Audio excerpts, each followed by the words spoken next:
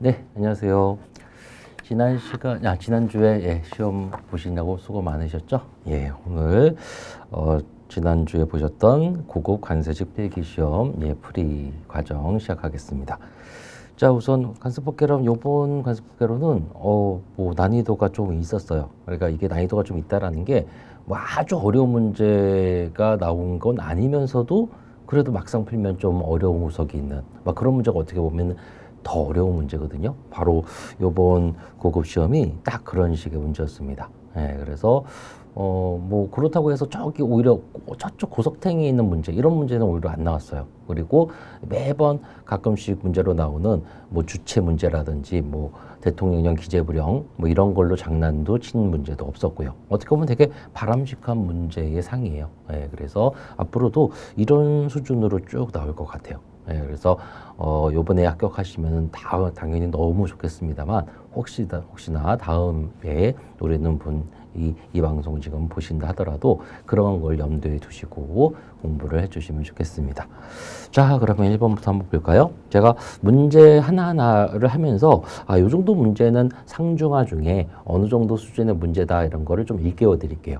그러면은 여러분 스스로도 나도 이 정도 문제는 뭐 상이라고 생각해. 아니야, 나 이 문제는 나도 하라고 생각해. 만약에 이렇게 제가 말하는 거하고 동일한 개념으로 그걸 받아들일 수 있다면 여러분의 관세법을 어느 정도 잘 공부하신 거예요. 근데 나는 이게 제가 분명히 한 중 정도라 그랬는데 이건 나한테 너무 어려운데? 이러면은 어떻게 보면 내 관세법을 좀 잘못 공부하지 않았나? 뭐 이런 개념도 한번 잡아보시기 바랍니다.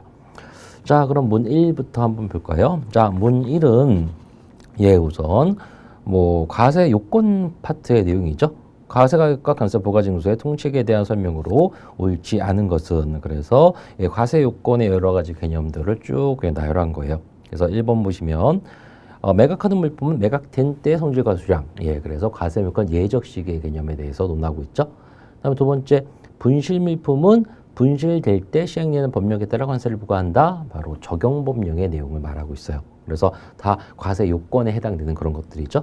그다음에 3번 보시면 화조가 불분명할 때 수입업자가 대행 수입한 물품이 아닌다면 위탁받아 수입업자가 대행 수입한 물품이 아닌 경우 그러니까 즉 직접 수입했다라는 거죠. 이럴 때는 수입화물 선취 보증장에 적힌 물품 수하인은 관세의 납세 의무자가 된다. 요게 틀렸죠? 말 그대로 이렇게 대행 수입을 한 물품이 아닐 경우에는 여러분 어떻게 공부하셨죠?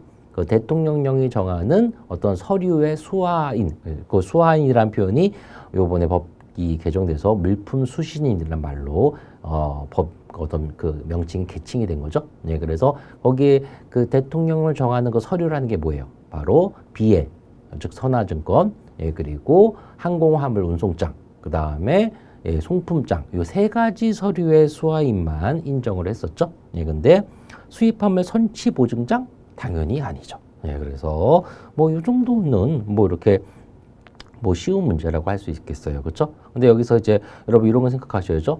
여러분 법은요 맨날 개정됩니다.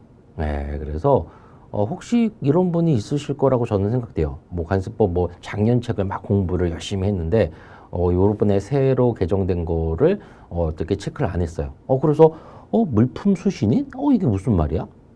이런 식으로 생각하시는 분들도 혹시나 계신다면 이제는 그건 여러분 완벽하게 그런 생각 버리셔야 돼요. 법은요 맨날 개정돼요. 맨날. 그래서 항상 새로운 법에 대해서 캐치를 하셔야 되고, 그리고 새로운 어떤 파트에 대해서 언제나 체크하고 있어야 됩니다. 그래서 요번에 법 개정에 어떤 요 사항이 어떻게 보면 나온 거죠. 수완이란 표현이 물품 수신인이라는 표현으로 바뀌어졌다. 그러니까 뭐 법 개정의 취지는 좀 더 이렇게 일반인들에게 이렇게 쉽게 접근할 수 있는 뭐 어떤 뭐 그런 어떤 용어를 쓰자. 이게 법 개정의 취지거든요. 그래서 혹시 나는 이제 관세법을 이제 예전에 좀 공부했었는데 이제 여러분 다 아시다시피 다음 연도부터는 이제 필수 과목이 되잖아요. 다시. 그러면은 다시 좀 공부를 제대로 해봐야 되겠지. 이렇게 할 때 옛날에 공부를 좀 많이 하셨던 분이라도 당연히 새 책을 구매하시는 게 좋아요. 제가 뭐 책 팔려고 그러는 거 아닌 거 아시죠? 그게 아니고 여러분 책이라는 건 여러분 공부할 때 책값을 아낀다라는 것은 무슨 전쟁에서 총알값을 아끼는 거하고 똑같습니다. 다른 걸 아끼셔야죠. 왜? 책값을 아끼셔요. 그렇죠? 네, 그래서 항상 법은 개정되니까 새로 공부하시는 분이 계시면은 당연히 새 책으로 공부를 하시는 게 맞아요. 자, 그래서 3번이 그래서 틀렸고요. 그다음에 4번, 이 4번은 당연히 그 과세 환율에 대해서 말하고 있는 거죠. 예, 그래서 근데 요것도 조금 문제를 그나마 신경 쓴 흔적이 보이는 게 보세 건설장에 반입된 경우에는 이라는 좀 이런 식으로 표현을 했어요. 그래서 원래 보세 건설장 파트 보세 건설장은 좀 특이한 개념이 많죠. 가장 특이한 게 뭐예요? 바로 적용 법령이 다른 파트에서는 수입 신고 시의 적용 법령인데 보세 건설장에 해당되는 경우에는 사용 전 수입 신고 수리 시의 법령을 따르죠. 바로 그런 개념이 좀 있다 보니까 보세 건설장에서의 그 과세 환율의 시점은 좀 다를 것이다 이런 착각을 하시는 분들이 많이 계시거든요. 네, 그래서 바로 그런 거를 노리고 4번 보기를 만든 거죠. 근데 보세 건설장 파트에서는 적용 법령만 특이할 뿐 나머지 뭐 과세물가 확정 시기라든지 여기 지금 보시는 과세 환율의 어떤 시점이라든지 이런 거는 다 원칙하고 똑같습니다. 예, 그래서 이 부분 문제가 좀 전반적으로 괜찮다고 하는 이유는 제가 이 부분 문제는 괜찮은 이때까지 어떤 역대 어떤 국어 문제보다 꽤 괜찮은 문제거든요. 그래서 괜찮다라는 것은 어떤 출제자가 신경을 썼다라는 거예요. 그냥 어떤 거는 너무 쉽고 어떤 건 너무 어렵고 또 어떤 거는 너무 구석탱이에서 내고 이런 문제는 저는 되게 성의 없는 문제로 봐요. 근데 이거는 그런 거를 그렇게 배제하면서도 말 그대로 쉬운 것도 너무 쉽게 내지 않고 왜 제가 이런 문제를 좋아하냐면 이것이 진정으로 바르게 공부한 분들에게 좋은 점수를 낼 수 있는 그런 시험 문제이기 때문이에요. 저는 공부만큼 공평한 게 없다고 생각하는 사람이거든요. 그리고 많이 그리고 바르게 그리고 잘 공부하는 사람이 좋은 성적을 받기를 진짜 진심으로 기원합니다. 진심으로 바라고요. 그러면은 그런 개념의 시험 문제가 나와야 돼요.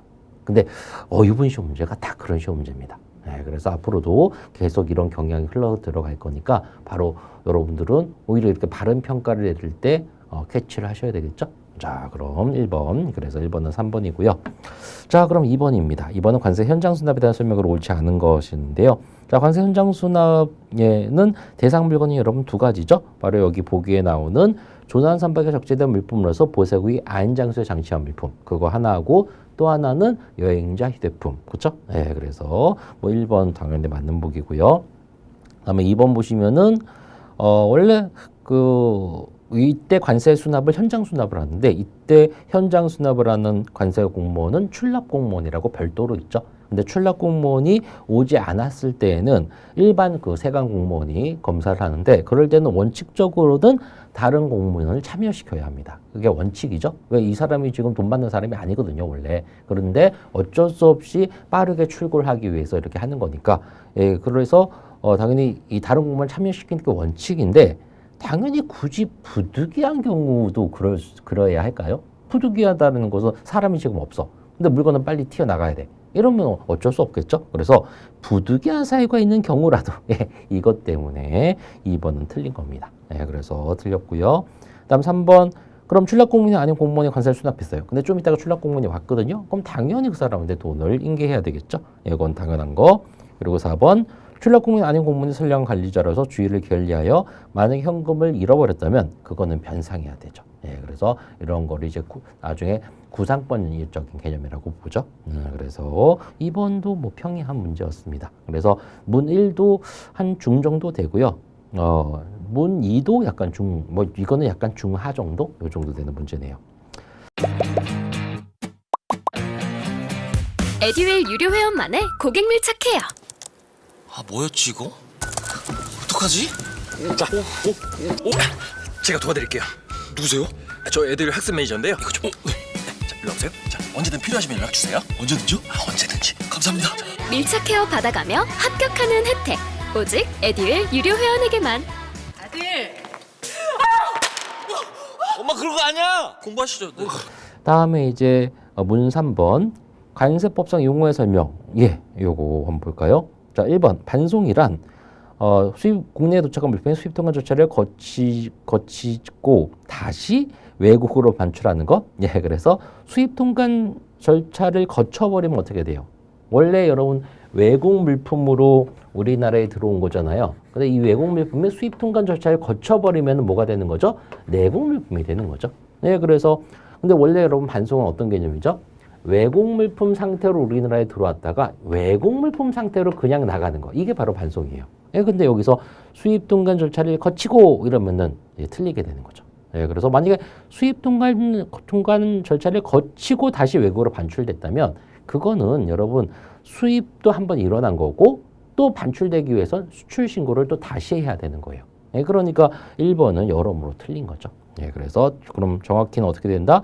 반송이란 국내에서 도착한 물품의 수입 통관 절차를 거치지 아니하고 다시 외국으로 반출되는 거. 이렇게 해야지 맞는 용어의 정의가 되겠죠. 그래서 1번 틀렸고요. 다음 2번 보시면은 수출이란 물품을 국외로 반송하는 것. 우선 수출은 여기서 이 문장도 여러 가지가 좀 틀렸는데요. 수출의 정확한 정의는 내국 물품을 외국으로 반출하는 겁니다. 예, 그래서 우선 내외국적인 어떤 물품의 그런 개념이 지금 이 보기에 없죠. 그리고 반출이라고만 해야 되지 반송이라는 표현을 쓰면 안 되죠. 반송은 뭐라 그랬어요? 이 똑같은 상태여야 돼요. 외국 물품에서 외국 물품 상태여야 되거든요. 네, 그래서 2번도 그럼 틀린 거. 다음 3번 외국의 선박 등이 국내에서 포획한 수산물로 수입의 신고가 수리되기 전에는 외국 물품에 해당된다. 그래서 당연히 외국에 선박이 온 외국 배가 주인 없는 바다에서 잡은 물고기 당연히 외국 물품이죠. 근데 그걸 보다 정확히 하기 위해서 수입 신고가 수리되기 전에 것 당연히 그럼 외국 물품 맞겠죠. 네, 그래서 3번이 정확하고요. 다음 4번 국제무역기란 무역을 위해서 외국과 외국을 운항하는 항공기를 말한다. 우선 이 국제무역기 이것도 요번에 법 개정으로 인해서 용어가 변한 거죠. 옛날에는 외국무역기 이렇게 했는데 그 외국무역기를 국제무역기 이렇게 어떤 용어가 더 개칭이 됐고요. 그럼 이 외국무역기라는 거는 국제무역기라는 외국무역기에서 국제무역기로 이게 바뀐 이 국제무역기라는 거는 여러분 뭐예요? 무역을 위해서 우리나라와 외국을 왔다 갔다 하는 거죠. 예, 그래서 여기선 외국과 외국, 외국과 외국을 왔다 갔다 하는 어떤 비행기에 대해서 우리나라가 정의할 필요가 뭐가 있습니까, 그렇죠? 외국에서 우리나라를 왔다 갔다 하는 것에 대해서 정의할 필요가 있겠죠. 예, 그래서 4번도 틀렸습니다. 그래서 3번만 맞네요. 그래서 문3 요것도 이건 중하 정도? 이건 중하 정도. 좀 학급에 속하는 문제네요. 그래도 이 보기도 좀 어려운 문제는 아닙니다만 신경을 좀 쓰는 게 보여요. 그러니까 아주 얼토당토하게 틀리는 게 뻔히 보이게 안 냈었죠. 예, 그래서 중하 정도. 다음에 이제 보세운송 4번 문제입니다. 4번은 이제 보세운송 문제죠.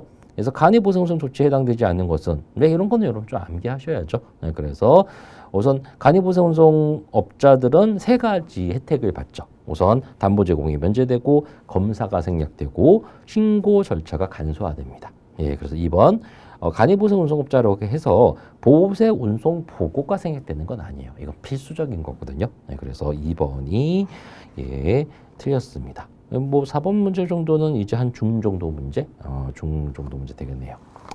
다음에 이제 문 5번 보시면, 문 5번은 운송수단에 대한 내용이죠. 자, 우선 운송수단 보시면은, 국제무역선, 국제무역기, 요번에, 개칭된 거, 그리고 국제항, 이것도 개칭된 거죠. 원래 옛날에는 개항이었는데, 국제항으로 개칭됐고요. 그래서 이런 거는, 국제항이 한정하에 운항할 수 있다. 근데 다만, 대통령이 정하는 바에 따라 국제항이 아닌 지역에 출입 허가를 받은 경우는 그러하지 아니하다. 그래서 맞는 말이죠. 예, 그래서 원래 국제항이라는 개념, 그러니까 국제항 그러니까 자꾸만 저도 익숙지 않은데 원래 개항이라는 개념이었죠. 그 개항이라는 개념이 외국 무역선기, 국제 무역선기 같은 게 자유롭게 오갈 수 있도록 만든 지역이죠. 예, 그래서 당연히 그거 한정에 운항할 수 있고 그리고 아닌 지역, 국제항이 아닌 지역은 허가를 받는 경우에만 가능하다. 예, 맞죠. 그래서 맞고요. 다음 2번 보시면은 출항 절차는 뭐예요? 허가 사항이죠. 그래서 허가를 받고 나가는 거죠. 입항 절차는 여러분 뭐예요? 입항은 보고 사항이죠. 그래서 이런 거는 매번 강조드린 그런 내용이고. 그다음에 3번인데요. 출항 선박의 승객 예약 자료는 승객 예약 자료 제출 시한은 출항 30분 전까지다? 아닙니다. 이게 틀렸죠? 이거는 출항 후 3시간 이내에 지출하게 돼 있어요. 그래서 근데 3번 같은 거는 약간 어떤 좀 자세하게 봐야 되는 아주는 아니지만 좀 자세하게 봐야 되는 뭐 그런 파트에서 문제를 낸 거죠.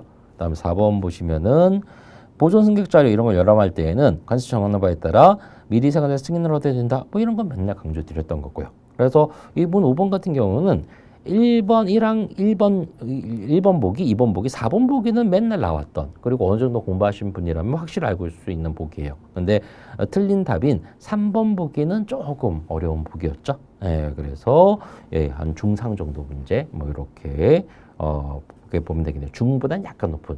그래서 뭐 이런 문제를 푸실 때도 공부를 착실히 하신 분이라면 1번, 2번, 4번이 너무 명확하게 맞다라는 것을 아셨다면 3번을 많이 의심을 해봐셔야 되겠죠. 당연히 3번을 아는 분이라면 그냥 3번을 골라주시면 되는데 난 3번은 기억이 안 나. 그러면 어떻게 풀면 된다? 1번, 2번, 4번이 확실하게 맞잖아. 이걸로 풀어주시면 되는 겁니다. 다음 이제 문 6번인데요. 자, 문 6번 요것도 얼마 전에 요번 건 아니지만 얼마 전에 생겼던 신설, 재작년에 신설 규정이죠. 그래서 문 6번 같은 경우는 여러분 상 문제가 맞아요. 이건 좀 되게 어렵게 냈습니다. 그래서 이런 문제는 아주 세밀하게 보야지만 맞출 수 있는 문제죠. 그래서 이런 문제는 틀린 거는 이거는 뭐 틀릴만 해요, 솔직히. 근데 요거 역시도 좀 이런 건 있어요. 1번, 2번, 3번은 어느 정도 공부하신 분이라면 알 수 있는 거예요. 근데 4번은 그런데 이게 그래도 어렵다라는 게 4번도 그럴싸하게 보여요. 그래서 좀 이거는 문제가 좀 많이 어려운 문제구나라고 생각하시면 됩니다. 자, 그러면 문 1번 한번 보시면은 문 6번에 1번 보기 보시면은 세관한 재산의 압류 그리고 압류 재산의 매각을 유예함으로써 사업을 정상적으로 운영할 수 있게 되어 체납액의 징수가 가능하다고 인정하는 경우에는 말 그대로 체납액의 강제 징수에 한 여러 가지 이런 매각을 압류나 압류 재산 매각을 유예할 수 있다. 그래서 압류 재산의 유예 규정이라고 재작년에 신설된 규정이죠. 그래서 이거는 기본 정의예요. 그래서 말 그대로 뭐 이런 식의 개념은 기본 개념만 파악하고 있어도 알 수 있는 거고 혹시나 뭐 개념을 잡는다면 주체를 조금 신경 쓰시면 되는 거죠. 주체가 누구? 세관장이다. 관세청장이 아니고 세관장이다. 이런 거 좀 신경 쓰시면 되는 거고요. 다음 2번 보시면은 이런 세관장이 이런 걸 유예하는 경우에 필요하다고 인정하면 이미 압류한 재산의 압류를 해제시킬 수도 있다. 그래서 유예하는 경우에 필요하다고 인정하면 이미 압류한 재산도 해제시킨다. 이것도 뭐 기본 어떤 내용이죠. 그래서 우선 압류 또는 압류 재산의 매각을 늦춰주는 거 하나, 그리고 또 기존에 이미 압류된 거를 풀어주는 것 하나. 이게 바로 이 법률의 취지죠. 그래서 그거 생각하시면 되고요. 다음 3번 보시면 분납 계획에 따라 납부하지 아니한 경우로 정당사유가 있는 것으로 세관장이 인정하는 경우에는 압류의 유예를 취소하지 아니할 수 있다. 그래서 그나마 이 문제가 그나마 뭐 조금 생각이 있는 분이라면 풀 수 있었던 뭐 그거는 3번과 4번을 똑같은 개념으로 놨던 거예요. 특히 이 3번과 4번은 말 그대로 압류 유예 취소 사유가 아닌 것은 그 내용들이 있거든요. 우선 첫 번째는 압류의 유예가 받은 체납자가 체납액을 분납 계획에 따라 납부하지 않았어요. 이러면은 말 그대로 압류의 유예를 취소할 수도 있어요. 그러니까 이런 개념인 거죠. 말 그대로 체납액을 이게 원래 체납액이 난 건 한 번에 내야 되는 거거든요. 근데 그거를 나누어 내게 해준 혜택을 준 거예요. 근데 이 사람이 그런 좋은 혜택을 줬는데도 불구하고 그걸 안 지키네요. 그러면은 얘는 전혀 반성하지 않네? 이런 개념으로 압류 유예 자체를 취소할 수 있는 사유에 해당됩니다. 그리고 그 4번의 경우도 재산사항이나 그 밖의 사정의 변화로 유예할 필요가 없다고 인정될 때 이때도 압류의 유예를 취소하는 사유가 되는 거예요. 그래서 이런 거죠. 여기서 재산사항이나 그 밖의 사정의 변화라는 건 뭐냐면 이 사람이 지금 되게 어렵고 그래서 압류하는 걸 유예해 준 건데요. 유예를 해준 거예요. 근데 이 사람이 말 그대로 뭐 이렇게 유예를 해주는 이런 과정에서 이 사람이 갖고 있던 뭐 비트코인이 갑자기 뭐 1000배로 뛴 거예요.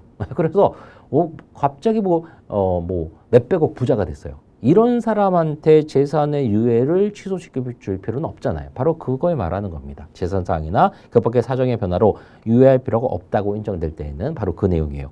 예, 그래서 이 3번과 4번이 둘 다 압류유예 취소 사유거든요. 예, 근데 그럼 뭐가 차이가 있냐면은 여기서 중간에 무슨 말이 있어요? 정당한 사유가 있는 것으로 인정하는 경우에는 이란 말이 있죠. 그러면은 이 두 개 중에 하나는 압류유예 취소를 하지 않을 수도 있다라는 거예요. 근데 어떤 경우에만? 정당한 사유가 있을 때만. 자, 그럼 여러분 생각해 보세요. 어떤 경우에 정당한 사유가 있으면은 굳이 취소를 안 할까요? 이 사람이 비트코인으로 100억을 벌었어. 근데 정당한 사유가 있다고 취소를 안 할까요? 예, 잘 생각해 보시면 이제 느낌이 오시죠? 바로 그래서 4번이 틀린 겁니다. 체납액을 분납계획에 따라 납부하지 아니했다라는 것은 말 그대로 한번 돈을 연체시킨 거거든요. 어떻게 보면은 한번 이렇게 분납계획에서 이거를 안 낸 거예요. 근데 그때 무슨 이유가 있었어. 갑자기 누가 돌아가셨다라든지 누가 갑자기 어떤 큰일이 생겨서 돈을 마련을 못했다라든지 뭐 그러면은 그 정도 한 번 정도 어긴 거 이런 거는 정당한 사유로 인정해 줄 수 있고 그러면은 그 유예 취소를 하지 않을 수 있겠죠. 근데 비트코인으로 100억을 벌었어. 근데 무슨 이유가 있어요? 정당한 이유가. 지금 100억을 벌었는데 이미 현금화 시켰는데 뭐 이럴 때는 이유가 되겠네요. 뭐 이렇게 비트코인으로 100억을 찍혔는데 다시 뭐 밑으로 하락해서 이거는 말 그대로 현금화 시킨 게 아니니까 뭐 그렇겠습니다. 뭐 이건 우스갯소리입니다. 어쨌든 4번 같은 개념은 정당한 사유가 있다 하더라도 취소할 수 없겠죠. 이미 100억이 있다면. 그렇죠? 예, 그래서 4번이 틀린 거죠. 예, 그래서 요 파트 내용을 잘 읽어 보시면은 압류유예 취소 사유 중에서도 이 뭐예요? 3번에 해당되는 경우에만 말 그대로 압류유예 취소를 안 할 수 있는 사유에 해당되는 그 내용입니다. 예, 그러니까 되게 세밀하게 봐야지 되는 파트인데 뭐 만약에 이런 보통은 어디까지만 봐요? 압류유예 취소 사유까지만 보지 어떤 사유가 정당한 사유가 있다면은 취소하지 않을 수도 있다까지는 솔직히 보지 않거든요. 근데 뭐 그런 개념이라면 뭐 그 정도 그래도 압류유예 취소가 뭔지 알아. 그러면은 좀 전에 제가 생각했던 그런 개념으로 한번 이렇게 유추적으로 생각해 볼 수도 있는 거예요. 예, 근데 다만 이런 여러분 어려운 문제를 대하실 때는요. 그러니까 딱 보면은 어느 정도 공부한 사람이라면 1번, 2번은 답이 아닌 걸 알죠. 그럼 3번, 4번 중에 답인데 그러면 어떻게 하면 될까요? 이런 것은 우선 1번, 2번 답이 아니니까 제껴. 그럼 3번, 4번이에요. 자, 이러면은 이거를 시험 보는 도중에 이런 차분한 생각을 할 수 없어요. 제가 지금 말했던 그런 개념을. 그러면은 이런 거는 체크해 놓으시고 다음 문제를 빨리 푸셔야 됩니다. 그러니까 여러분, 나중에 이제 만약에 이번 시험에서 나는 공부는 참 많이 했는데 시간 조율을 잘 못한 것 같아. 이런 생각이 조금이라도 드시는 분들은 그것도 결국은 여러분 탓인 거예요. 그럼 뭘 안 한 탓이다? 시간을 여러 번 똑같은 시간 내에 문제를 푸는 연습을 아주 많이 하셨어요. 특히 공무원 고급 7급 시험은 어떤 과목마다 이렇게 어떤 시간이 정해져 있는 게 아니고 한 번에 여러 가지 과목을 여러분의 시간을 조율해 갖고 풀어야 되는 시험이잖아요. 그러면 당연히 그거를 연습하는 거를 게을리하셔서는 안 됩니다. 예, 그래서 보통 처음 시험을 보시는 분들이 공부만 열심히 하면 됐지 뭐 그런 것까지 해야 돼? 뭐 이런 생각을 많이 하시는데 아니에요. 너무나 중요한 어떤 행위인 거예요. 예, 그래서 시간을 딱 맞춰서 시험을 볼 때 어떻게 시간 배분을 하고 어떻게 해야 될지가 아주 머릿속에 잘 있어야 돼요. 그러니까 어느 정도 여러분 연습이 돼 있어야 되냐면 그럼 여러 과목이 있고 그 과목마다 문제를 이렇게 쭉 풀 거 아니에요. 그러면은 과목당 시간이 배정돼 있어야 돼요. 근데 그런 생각은 거의 다 하시잖아요. 근데 그게 너무나 많이 연습을 해서 보통은 이제 시계를 보면서 하죠. 근데 너무나 연습을 많이 해서 시계를 보지 않았는데도 불구하고 말 그대로 자연스럽게 이때쯤 하니까 그 시간이 딱 됐어. 이런 게 자연스럽게 이어져야 됩니다. 그리고 좀 전에 이제 6번 같은 거는 제가 어떻게 하라 그랬어요? 제끼고 넘겨오라 그랬죠. 그럼 제끼고 넘기고 빨리 다음 문제를 푼 다음에 만약에 관세법에 만약에 뭐 20분을 만약에 배정을 했다면 그러면은 이렇게 제끼고 넘어오는 걸 빨리빨리 잘해서 15분 동안 나머지 문제를 다 풀었어요. 근데 좀 이런 식으로 좀 모호한 문제가 한 두세 문제 되네? 그럼 나머지 5분 안에 그걸 해결하셔야 돼요. 그걸 또 이 두세 문제 해결한다고 질질 끌다가 다른 과목에도 피해를 줄 수 있거든요. 그럼 그런 건요. 지금 이렇게 뭐 제가 말을 하면은 당연히 그런 거 누가 못해. 그리고 누구나 할 수 있지 이렇게 생각하시는데 아무나 못합니다, 여러분. 이런 개념을 잡고 실제로 연습을 엄청나게 많이 하셔야지 그런 거를 딱딱딱 지킬 수 있으신 거예요. 그래서 꼭 요번에 시험 문제를 풀면서 난 좀 시간 배분을 너무 못했어. 이런 거는 다시 한번 그런 걸 다음번에 시험을 보실 때는 절대로 그런 연습을 절대로 간과하지 않으시기 바랍니다. 네, 자 그럼 6번 보셨고요. 그래서 6번은 그런 의미에서 상 문제에 해당됩니다. 그래서 이런 거 잘 보셨고. 에듀윌 도서 중에 6개년 기출 문제집이 가장 많이 도움이 되었습니다. 마지막 모의고사에서는 파이널 봉투 모의고사가 도움이 되었는데 QR코드를 통해서 자동으로 채점을 해주고 성적 분포를 알려주어서 다른 수험생들과 비교를 할 수 있는 점에서 도움이 많이 되었습니다. 에듀윌 책으로 공부하셔서 좋은 결과 있으셨으면 좋겠습니다. 파이팅! 에듀윌은 합격이다. 다음 7번인데요. 자, 심사심판에 대한 설명으로 옳지 않은 것은이네요. 자, 우선 심사심판에서 1번. 자, 이런 걸 적합하지 아니하여 보정할 수 있다고 인정되는 경우에는 10일의 기간을 정하여 보정할 것을 요구할 수 있다.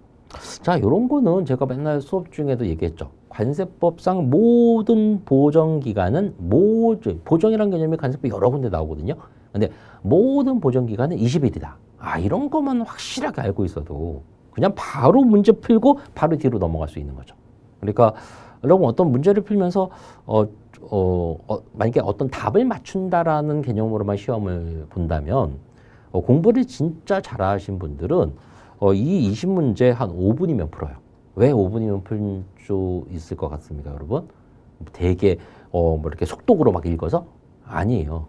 이 7번 같은 문제는 진짜 공부를 열심히 하신 분은 1번 보기만 보고 그냥 틀렸구나. 근데 보기에서 옳지 않는 것은 이네.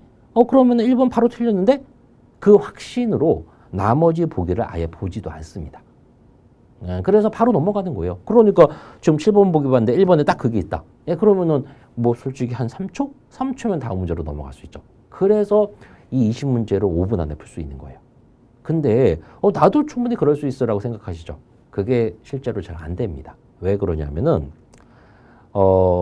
자기의 어떤 그 실력에 확신이 있는 사람만 그 짓을 할 수 있어요. 근데 일반적인 분들은 분명히 1번이 틀린 건 알지만 그래도 습관적으로 나머지 보기를 막 읽고 앉아 있어요.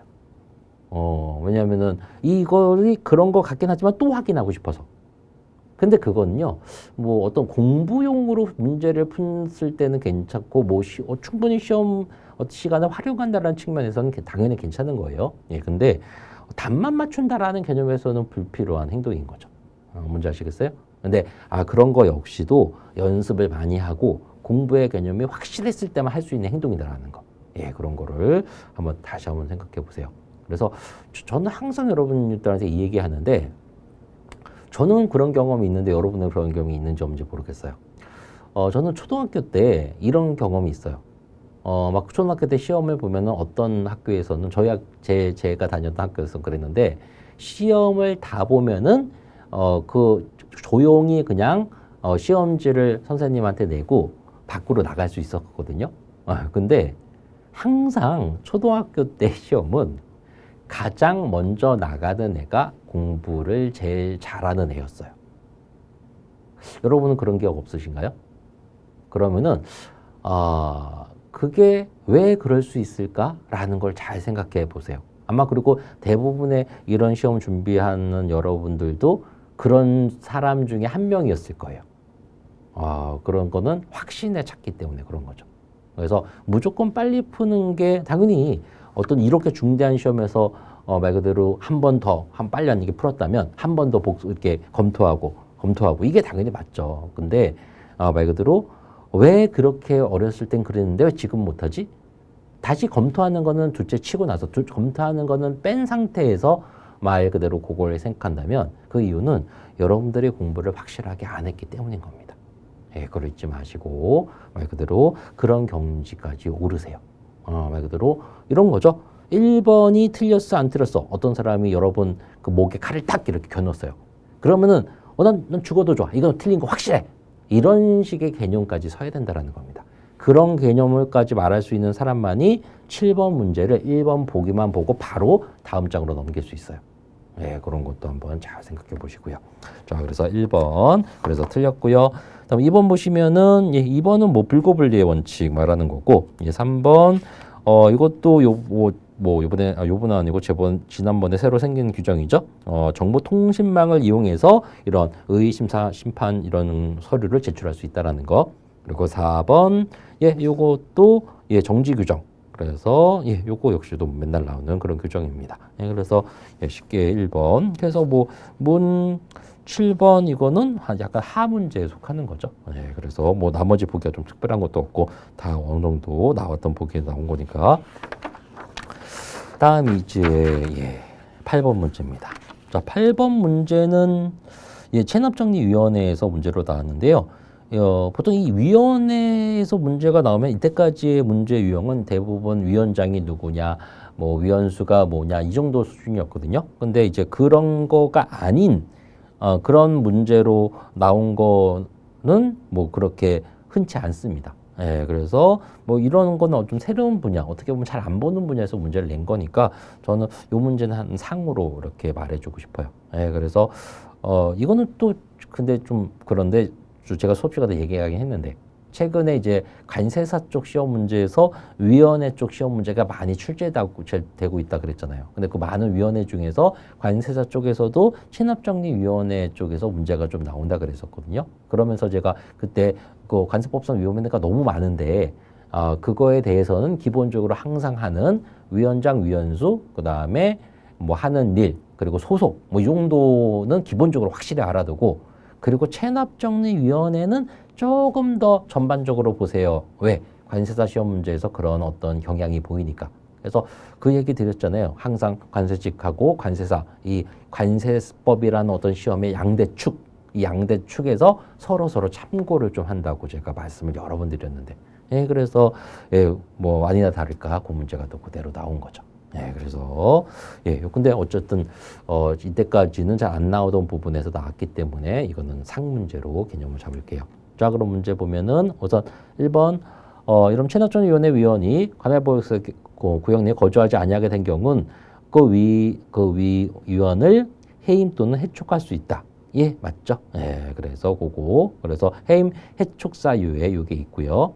그다음에 2번 보시면은 이런 위원이 당사자의 대리인이나 최근 10년간 20년의 대리인인 경우에는 심의에서 제척된다. 근데 이게 제척 사유는 맞긴 맞는데 10년이 아니고 5년입니다. 그래서 이게 틀렸던 거죠. 그리고 3번 가반석 출석, 가반수 찬성으로 의결된다라는 거. 그리고 4번 이런 사항을 관세청장한테 통보한다라는 거. 그래서 요거 그래서 앞으로도 개념을 잡을 때는 이제 시험 문제 이렇게 좀 공부하실 때는 이 체납정리위원회 다른 위원회보다도 이 체납정리위원회 파트는 조금 더 심도 있게 보시기 바랍니다. 다음에 이제 문 9번인데요. 지역과 벌금형에 처해질 수 있는 자는입니다. 그래서 어떤 분들은 또 이 문제 엄청 어렵네 이렇게 생각하실 수 있었는데, 우선 징역형 벌금형 요 개념에서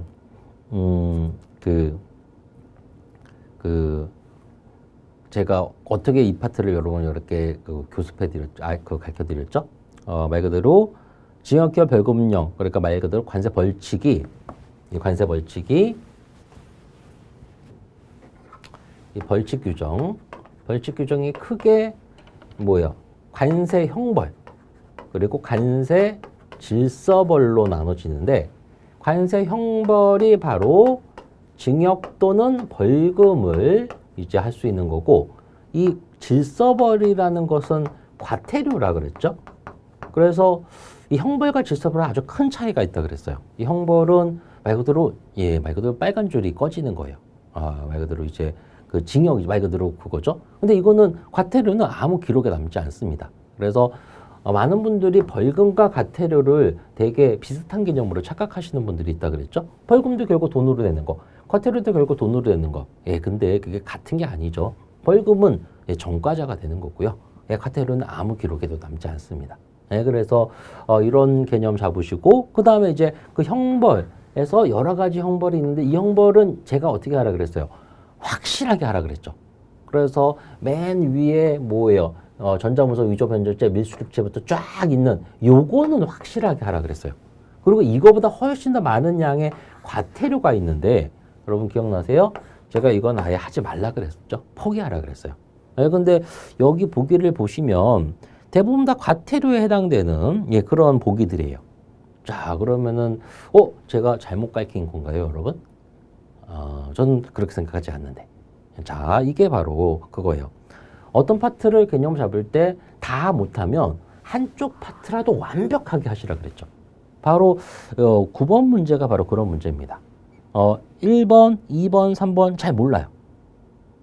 잘 모르지만 4번 이거는 예, 관세 형벌이라는 걸 명확히 알고 있다면 당연히 9번의 정답은 4번이 되는 거죠.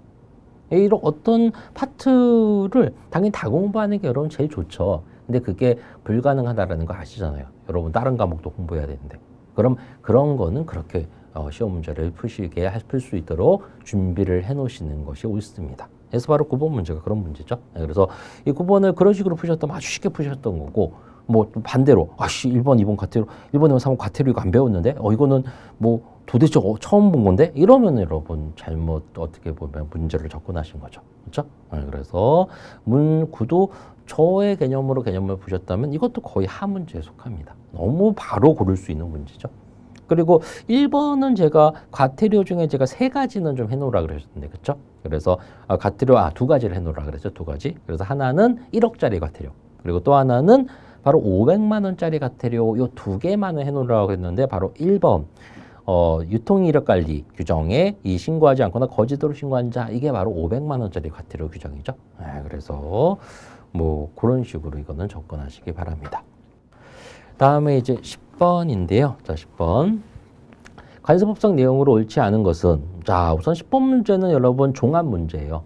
그래서 이 종합 문제라는 거가 뭔지 아시죠? 예, 그러니까 어느 한 파트에서 낸 게 아니고, 뭐 위에 9번 문제처럼 벌칙 이런 파트에서 어떤 한 파트에서 낸 게 아니고, 관세법 전체에서 보기별로 여기 분야에서 한 보기, 여기 분야에서 한 보기 이렇게 띡띡띡 이렇게 꾸는 거. 이게 관세직만의 어떤 고유의 어떤 출제 방식이었어요. 아주 옛날부터. 근데 뭐 이런 교육 방식을 또 관세사에서 좀 뺏깁니다.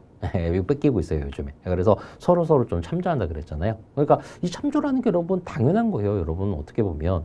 관세법이란 과목의 양대 300 문제가 관세직, 그러니까 난이도도 비슷하고 여러 가지 공부 수준도 비슷하고 그런 게 관세사 1차 관세직하고 관세사 1차 그 객관식 관세법하고 그다음에 7급, 9급 관세법인데 그럼 다른 그쪽에서는 대충 문제를 어떻게 되나라고 한번 참조하는 거는 너무나 당연한 거예요. 그게 뭐 출제자 분들이 뭐 이상한 것도 아니고요. 너무나 당연한 거죠. 거의 양대 산맥인데 그리고 수준도 비슷하니까. 그러면은 당연히 그런 것도 이렇게 좀 참조를 하겠구나를 하면 여러분도 공부도 그렇게 하셔야 되겠죠. 그래서 제 그 교재를 보면은 관세사 문제를 항상 넣어놓죠. 예, 이런 것도 여러분 항상 생각을 하시고 그쪽 문제도 한번 풀어봐야 되겠구나. 뭐 당연히 도움이 되는 거니까 당연히 하시면 좋은 거죠, 그렇죠? 그래서 꼭 그렇게 생각을 해주시고요. 자, 그러면 이제 종합 문제는 1번. 자, 1번은 진짜 이거 오랜만에 나오네요. 자, 이거는 관세법 1조의 관세법 목적입니다. 예, 그래서 관세법은 관세부과 징수 및 수입 통관을 적정하게 하고 관세 수요 확보함으로써 국민 경제 발전에 이바지. 그래서 가장 첫 시간에 공부하신 그 내용이죠. 예, 그래서 수단 두 개가 부가 징수의 적정, 통관의 적정. 그리고 작은 목적 관세 수입 확보. 그다음에 큰 목적, 궁극적인 목적 국민 경제 발전에 이바지. 맞죠? 네, 그래서 이거 뭐 정확히 맞네요, 그렇죠? 네, 그래서 요거 보시고요. 자, 근데 뭐 요거에서 지금 이제는 공부하는 개념으로 좀 넘어가서 이 관세법의 목적이 관세법 1조에 여러분 나오죠? 예, 근데 이 관세법의 목적이 어디에서 한 번 또 등장하죠? 예, 그런 것들이 여러분 좀 기억하셔야 될 내용이죠. 어디에서 한 번 또 언급이 되죠? 바로 세관 공무원의 재량의 한계 규정에서 한 번 더 언급이 되죠. 그래서 재량의 한계를 과세 형편과 이 법의 목적을 생각하면서 엄수해야 된다. 기억나시나요? 바로 이런 게 여러분 자연스럽게 목적이 나오면 목적과 관련된 게 뭐가 있었지? 뭐 이런 게 딱딱딱 기억이 나주셔야 돼요. 그래서 1번 정확히 맞고요. 다음 2번 보시면 국세징수에 의해 따라 관세를 징수하는 경우 강제징수 대상이 해당 관세를 납부하여야 되는 물품이 아닌 재산, 즉 뭐 되게 길게 말했습니다만 간단히 말하면 일반 재산이죠. 일반 재산인 경우에는 관세 우선, 그러니까 일반 재산으로 어떤 세금을 지금 납부하려고 하는 거예요. 그럴 때는 관세 우선순위는 국세와 동순위가 되죠. 근데 그 재산이 관세를 납부하여야 되는 물품, 즉 수입 물품이라면 그거는 국세보다 우선돼서 적용되는 거죠. 그래서 요거 관세징수 우선의 원칙, 요것도 다시 한번 체크하시고요. 그다음에 3번 보시면 강제징수를 할 때 여러 가지 압류 보관, 공매든 비용 이런 거를 강제징수비를 징수할 수 있다. 그래서 이거는 이 징수 파트에 있는 내용이죠. 그렇죠? 그래서 보셨고. 그다음 4번 이거는 어디 파트에 있는 거? 이거는 더 벌칙 파트에 있는 통고처분 고발 그 내용이네요. 그렇죠? 관세청세관장은 관세법을 조사한 결과 관세범인이 통고를 이행할 수 있는 자금 능력이 없다고 인정되는 경우 그 대상 인정이 되는 자에게 그 이유를 구체적으로 밝히고 추징금에 해당되는 물품을 납부할 것을 통고한다. 그래서 지금 이 사람이 돈 낼 능력이 없다고 인정을 했대요. 이미 돈 낼 능력이 없다고 인정됐다는 것은 이미 그 사람에 대한 재산 조사를 다 했다라는 거거든요. 근데 재산 조사 다 했는데 그래서 돈 낼 능력이 없네라고 개념을 잡았는데 그 사람한테 또 추징금에 대해서 납부할 걸 통고 아무 의미 없는 짓을 하고 있는 거잖아요. 그렇죠? 이거 말이 안 되죠, 말이. 그래서 이거는 바로 뭐에 해당된다? 이럴 경우 자금 능력이 없다고 인정되는 경우는 여러분 어떻게 했었죠? 바로 고발 사유에 해당됐었죠. 그래서 여러분 고발 사유가 뭐예요? 고발 사유. 자, 고발 사유. 고발 사유는 크게 세 가지가 있죠. 첫 번째는 즉시 고발. 그래서 자, 이건 뭐예요? 바로 어떤 어떤 범죄자의 형상이 징역형에 해당되는 그런 어떤 죄일 때, 이럴 때는 통고 처분을 할 생각 안 하고 바로 그냥 고발해 버린다 그랬죠? 왜? 이거는 너무 범죄가 아주 이제 심한 범죄라서 꼭 어떤 그 형벌, 어떤 징역형을 살려야 되는 거니까. 바로 그런 이유. 그래서 고발 사유 하나가 즉시 고발이고요. 다음 두 번째, 그래서 이거는 이유가 뭐 징역형에 갈렸던 개념이었죠. 다음 두 번째는 무자력 고발이라고 있다 그랬죠. 무자력 고발. 무자력 고발은 개념이 두 개. 그래서 하나가 바로 뭐예요? 지금 여기 보기에 있는 자금 능력이 없다고 인정되는 경우. 그러니까 돈 낼 능력이 없어. 바로 그게 인정됐을 때. 또 하나는 행방이 묘연하다. 이걸 도대체 찾을 수가 없어, 이 사람은. 바로 이런 두 가지가 어쩔 수 없이 고발한다. 왜? 돈 낼 능력이 없으니까. 또 하나는 행방이 묘연하니까. 바로 그 이유였고요. 그다음에 또 하나의 고발 사유는 뭐죠? 통고 처분의 불이행. 분명히 이 두 가지 사유에 해당되지 않아서 통고 처분하라고 했는데 이 사람이 나는 돈 못 내겠어. 나는 법정 가서 한번 싸울 거야. 이런 개념인 거죠. 그래서 어쩔 수 없이 그래, 네가 그런 생각이라면 그래, 그럼 법정에서 붙어봐. 이런 식으로 해갖고 이제 관세청 세관장이 고발을 하는 거죠. 그래서 바로 이 개념 파트의 내용입니다. 자, 그럼 고발을 여러분 누구한테 하는 거죠? 바로 검사한테 하는 거죠. 그래서 이런 것도 다시 한번 잘 생각하시고요. 그래서 4번이 틀린 거네요. 그렇죠? 그래서 쫙 보시니까 여러분 뭐 반 정도 이제 풀었는데 어때요, 문제가? 괜찮죠? 저는 요번 문제 다 아주 마음에 듭니다. 그래서 요번 출제자님들은 되게 생각을 하시면서 문제를 내신 것 같아요. 우선 반 보셨으니까 잠시 쉬었다가 이제 나머지 문제 보시죠.